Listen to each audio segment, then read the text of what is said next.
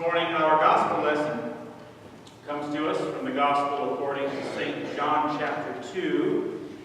We are going to read and hear together verses 1 through 11 in John chapter 2. I would ask that you please stand in body or in spirit as we receive the gospel of our Lord together from John chapter 2, verses 1 through 11.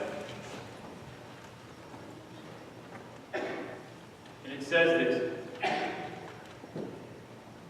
On the third day there was a wedding in Cana of Galilee, and the mother of Jesus was there. Jesus and his disciples had also been invited to the wedding. When the wine gave out, the mother of Jesus said to him, "They have no wine." And Jesus said to her, "Woman, what concern is that to you and to me? My hour is not yet come." His mother said to the servants, "Do whatever he tells you." Now standing there were 6 stone water jars for the Jewish rites of purification, each holding 20 or 30 gallons. Jesus said to them, "Fill the jars with water." They filled them up to the brim. He said to them, "Now draw some out and take it to the chief steward." So they took it. And when the steward tasted the water that had become wine, and did not know where it came from, though the servants who had drawn the water knew, the steward called the bridegroom and said to him, "Everyone serves the good wine first, and then the inferior wine after the guests have become drunk. But you have kept the good wine until now." Jesus did this, the first of his signs in Cana of Galilee, and revealed his glory, and his disciples believed in him. This is the word of God for the people of God. Thanks be to God.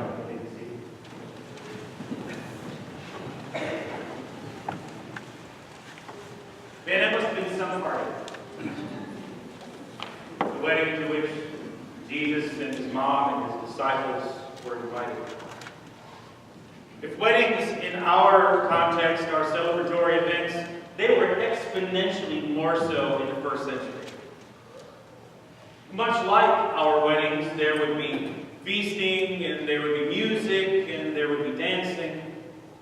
Also, like weddings in our day and time, there would have been laughter, there might have even been some storytelling. But unlike our weddings, the guest list would have been very long. Now, I have been to quite a few weddings in my day, even some large weddings in my day, but in Jesus' day, entire towns came. Entire villages came, not just one's immediate family or one's friends or church folk. And while I have been to some wedding receptions that continued well into the night, even into the wee hours of the morning, the festivities in Jesus' time normally lasted for several days, ending only when they ran out of food or when they ran out of drink. And that's sort of where we're at as the gospel lesson for today opens. St. John sets the scene by telling us that Jesus and his squad are attending a wedding in Cana, Galilee. And that's really the only preliminary detail that we get. But we aren't told whose wedding it is. We aren't told how many folks are there. We don't know if the bride or the groom were family or friend to Jesus or to Mary or to the disciples. We don't know who officiated the service. We don't even know if the couple was registered at the party. We don't get any substantial information.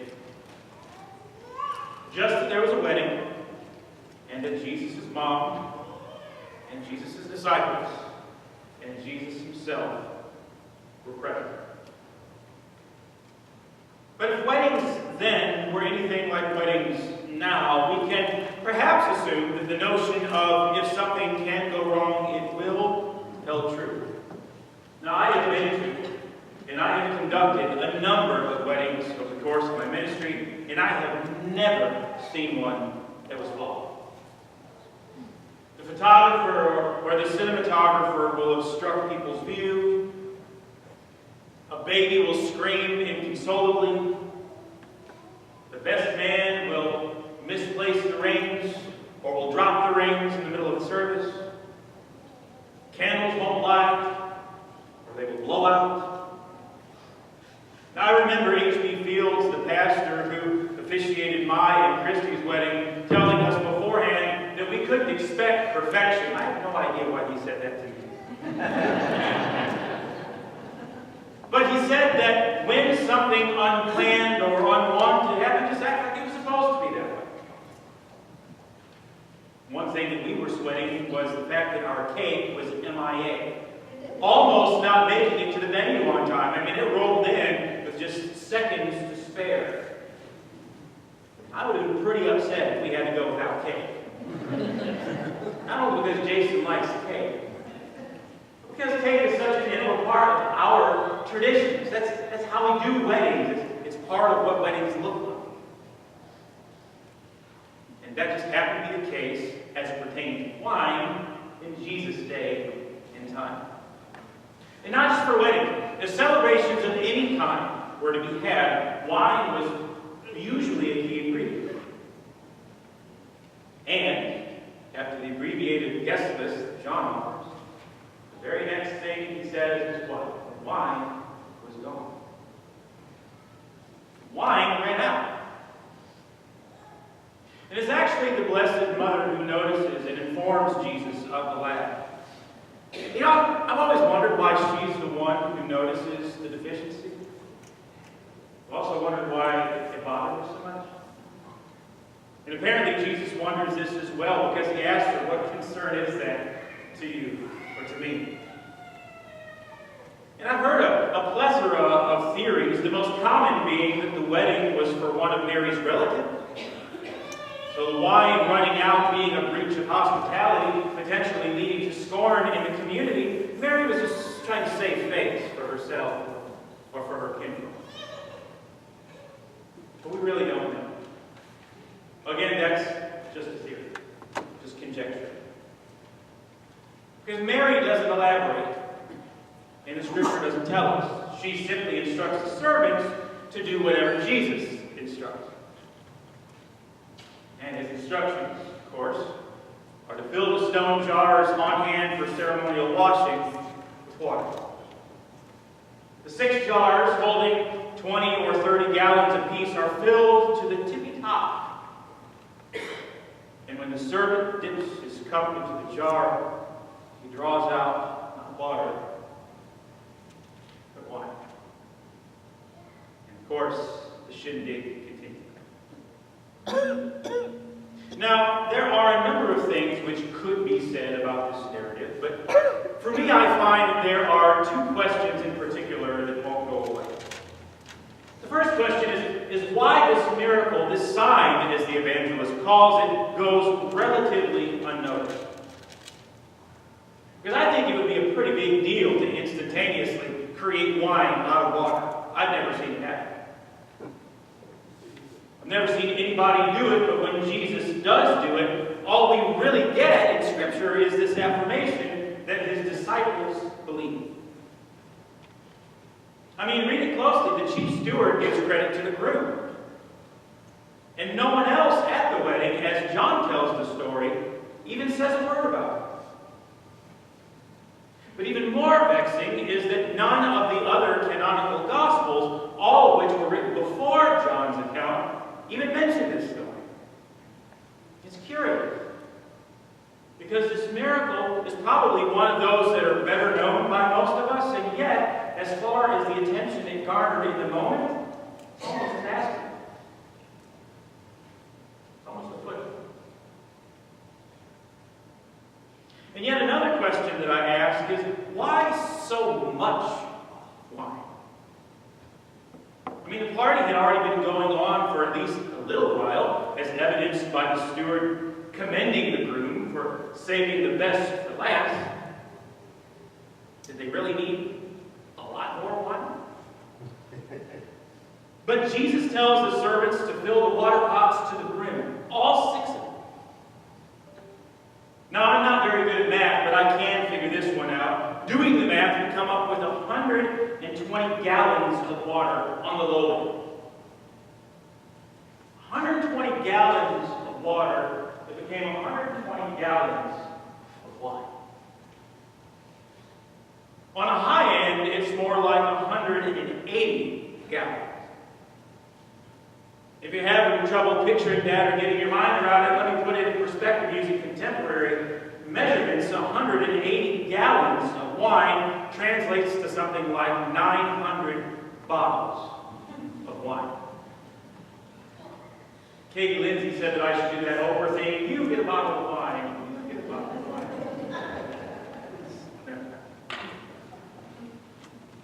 900 bottles of wine. That already sounds like a lot, but to give it even more perspective, a statistic that I read said that the average American consumes 12 bottles of wine per year. And some of us, like myself, are way below that.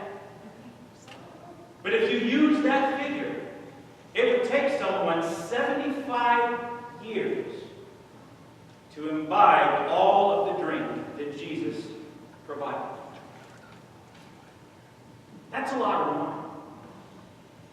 And even for a whole village, that amount seems, well, to be honest, it seems excessive.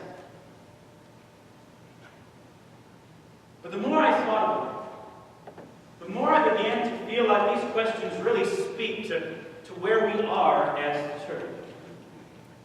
Because the first question, if you'll remember, had to do with Jesus' sign barely being noticed. It kind of makes me wonder,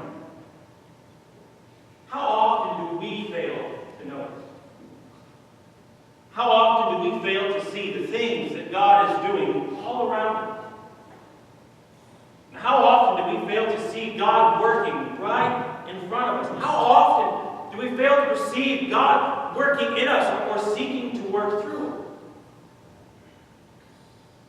I mean, there's nothing wrong with being rational. There's nothing wrong with being sensible, but to explain away every wonder of God, every mystery of God.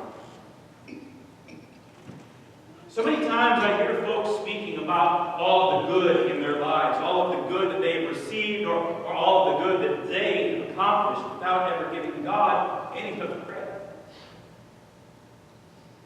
The primary flaw with this way of thinking is that God is not an aspect of our lives. God is not an aspect of our lives. God is the source of our life.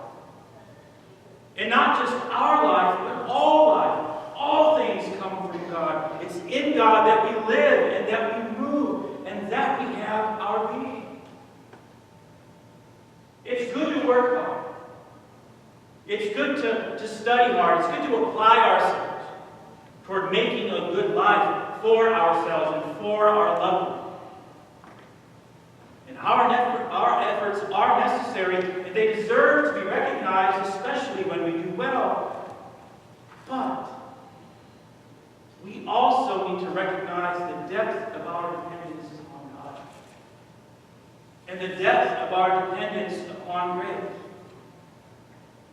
About this very thing, John Wesley noted that it is grace that accounts for all that a person is.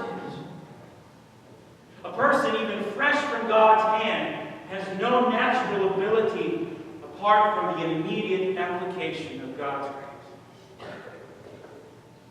We can, and we sometimes do, accomplish great things.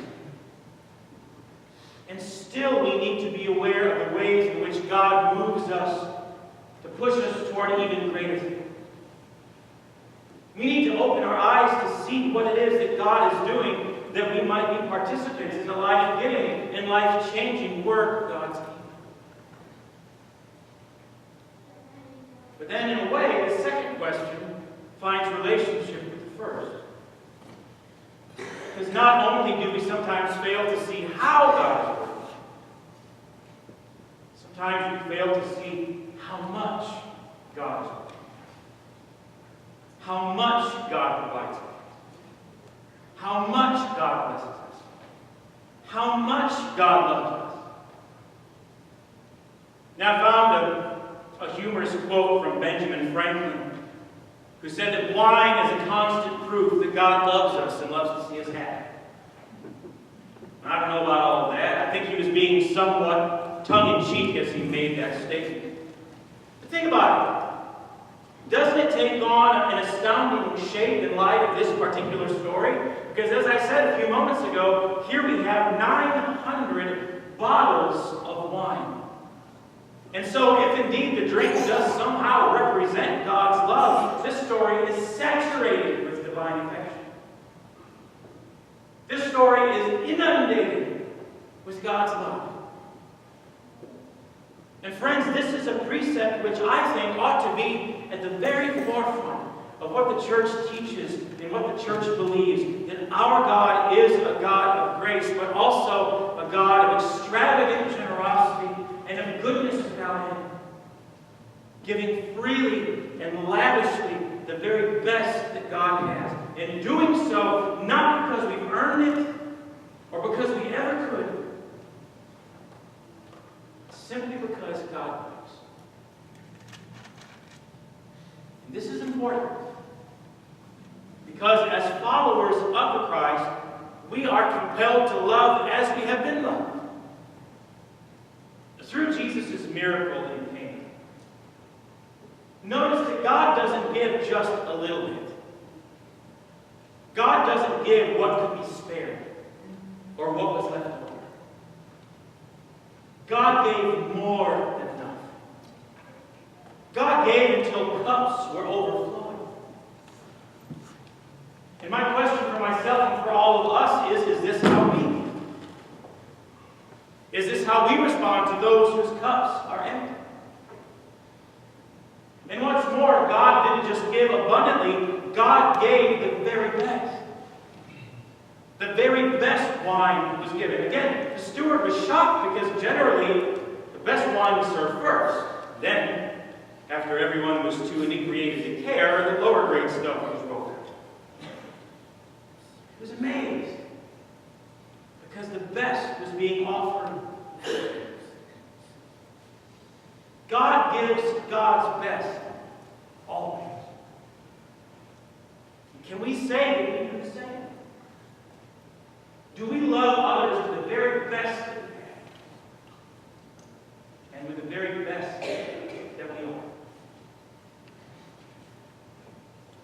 John doesn't tell us about the wedding's end, nor does he tell us about how much longer the revelry lasted. Somehow I think that we can be assured that by God's word through Christ, the celebration continued for some time. Because God gave, and gave plentifully, and gave God's best, the festivities were sustained. And I think that a lesson we can learn from this is that we too, in our lives, find sustenance because God gives, and because God gives plentifully, and because God gives the very best. So may we, therefore, always recognize the work of God in our lives and the abundance of love that we have been shown, that we might turn this goodness outward and share our with others. In the name of the Father, and the Son, and the Holy Spirit.